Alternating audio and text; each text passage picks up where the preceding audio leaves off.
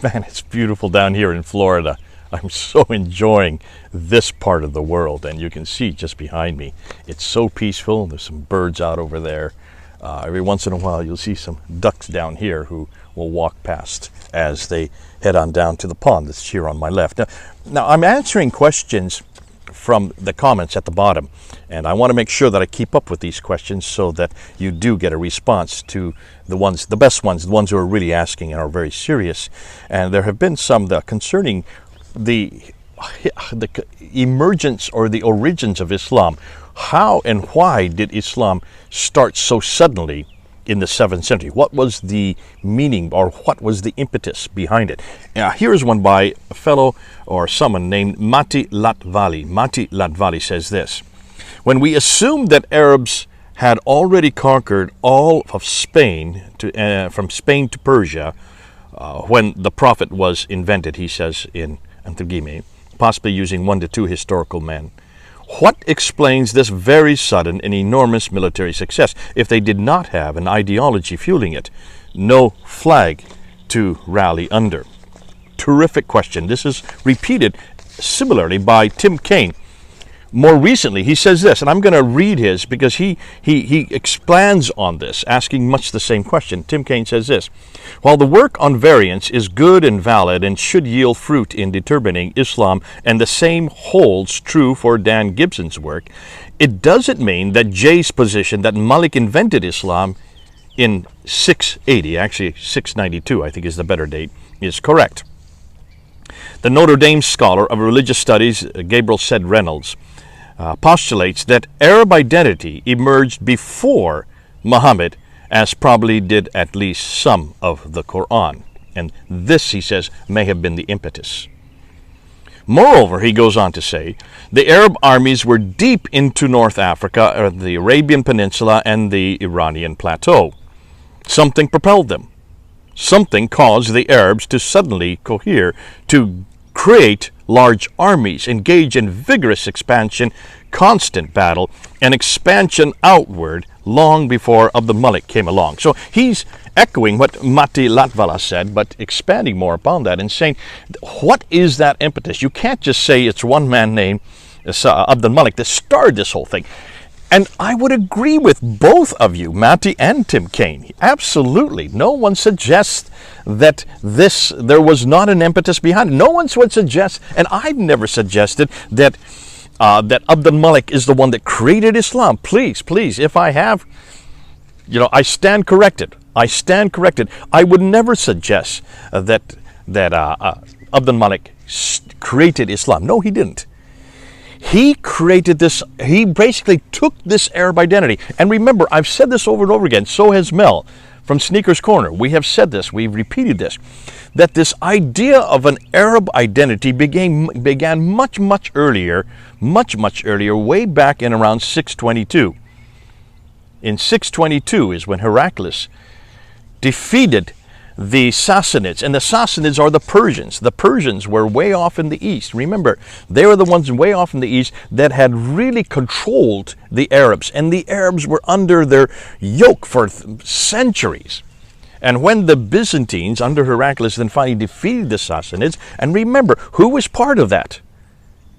Ilyas ibn Qabisa, nicknamed Muhammad, was part of that, helping out to confront and destroy the Sassanids. He then turned also on the Byzantines, but he was way over in Hira doing that in 618 up until 622.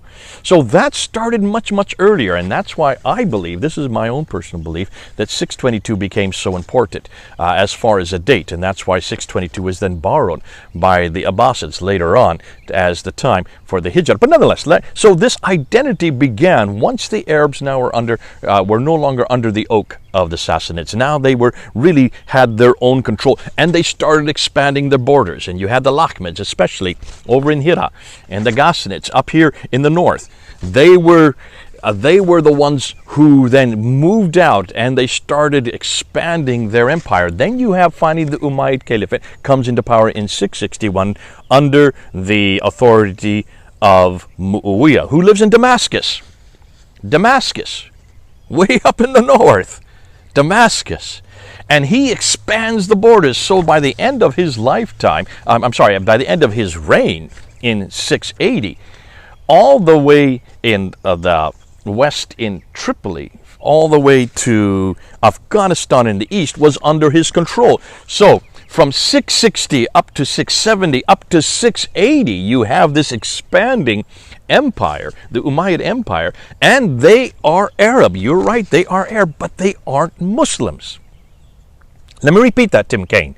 They aren't Muslims, because you're going to make this mistake in the next thing you say. Nowhere is there any reference that they were Muslims. And this is what we have said over and over. Look at the coins. There's no reference that these people are Muslims. In fact, as we've said over and over again, in the West they are Christians, in the East they are Zoroastrians. Look at the coins. Look at the religious reference points. Look at the icons on the coins, and you will see these are not at all Muslims. They are Christians and Zoroastrians. So when Abd al-Malik comes into power in 685, his greatest threat are the Byzantines. Justinian II, his greatest threat, politically speaking. He's in Damascus. So right north of him is the Byzantine Empire. So his whole ethos, his whole, you might say, he's no longer, there's no Sassanids, there are no Persians anymore. They were destroyed back in 620. This is, we're talking about 60 years later, even more than that. Now we're talking about 70 years later. He is not concerned at all with the Sassanids. He is concerned with the Byzantines. Not only is he concerned with them politically, he's also concerned with them theologically. Why? Because he is an Arab. He has his roots in the Abrahamic traditions, like the Byzantines do. The Christians and the Jews, they also go back to Abraham. So does he. But unlike the Christians and Jews who have a revelation called the Bible and have a prophetic line from the line of Isaac, he doesn't. Abd al-Malik doesn't have this type of identity. He doesn't have near the identity as those he is now responsible for and in charge of and has authority over, all these Christians and Jews. Yet he is a cousin to them, but they have a scriptural identity. They have a religious identity that he doesn't. Now can you understand why he builds that huge building, the Dome of the Rock? Here's a picture of it, right smack dab in the middle of Jerusalem. And he starts that identity. He creates that we are now the new people on the block. We are now the kingdom that expands all the way from Tripoli in the west all the way to Afghanistan in the east, and is now even increasing its borders.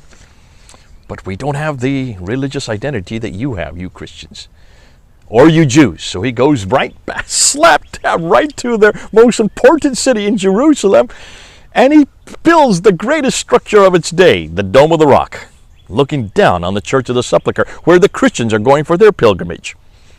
Now, you can remember his pilgrimage is still down to Petra. So why didn't he build this building in Petra? Because this is a political statement. This is a theological statement. This is a religious one-upmanship against the Christians, especially the Byzantine Christians. Especially, he's rubbing his nose at Justinian II. And more than that, he then introduces his coins to mock Justinian II, and puts his own image on the coin in 693 with a sword. Basically, it's a declaration of war. So both politically and theologically, he is attacking Byzantine Christianity.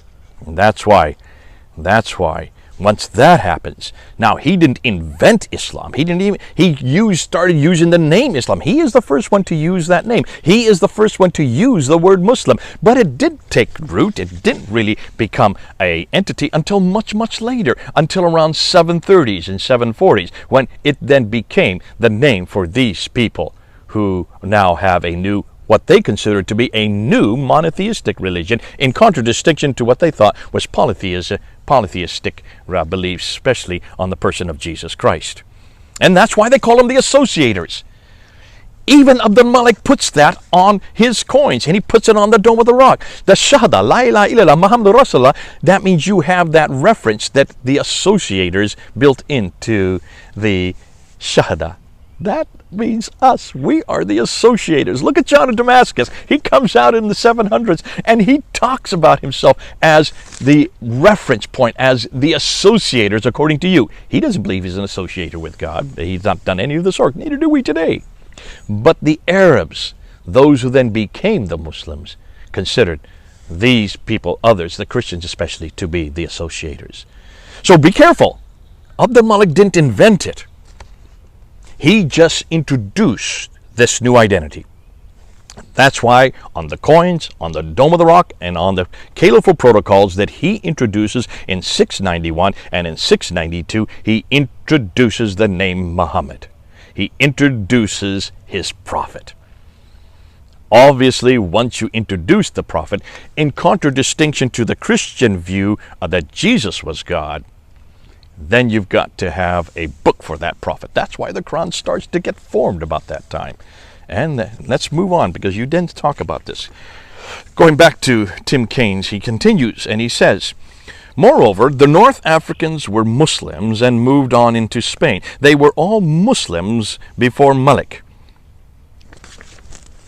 Oh?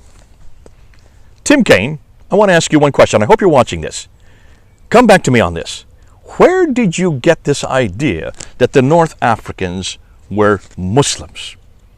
Do you have any reference for anybody called Muslims prior to 692? Whether they're North Africans or Eastern Africans or anybody from Jordan or Syria or Iraq or even Arabia, are there any people called Muslims prior to 692? You just blurt it out there, but you have no reference at all. Where did you get this idea that they were Muslims? Help me here. Convince me. Convince all of us. Show me one reference to people called Muslims prior to 692. We've said this over and over again. There is no reference to anybody called Muslims that early. Then you go on to say, I think our general narrative holds up, that the places are different than their traditional account, but that's about it. Muawiyah, you say, and his generation fought Muhammad for 20 years. Muawiyah first only comes into power in 661. Where is there any reference that he's fighting a man named Muhammad? Can you show me? Where does he even mention Muhammad? So where are you getting these ideas from? What you're doing is you're doing the Islamic dance. You're doing the Islamic dance that everybody does. You're going back to the traditions to get what you're talking about. See, here you say that we've got the narrative right, generally. However, you're missing a few points. How about Muawiyah? He was fighting Muhammad. So where are you getting that from? See, if you want to understand our premise, Tim Kaine, throw out those traditions. Why are you going back then to now recreate the story?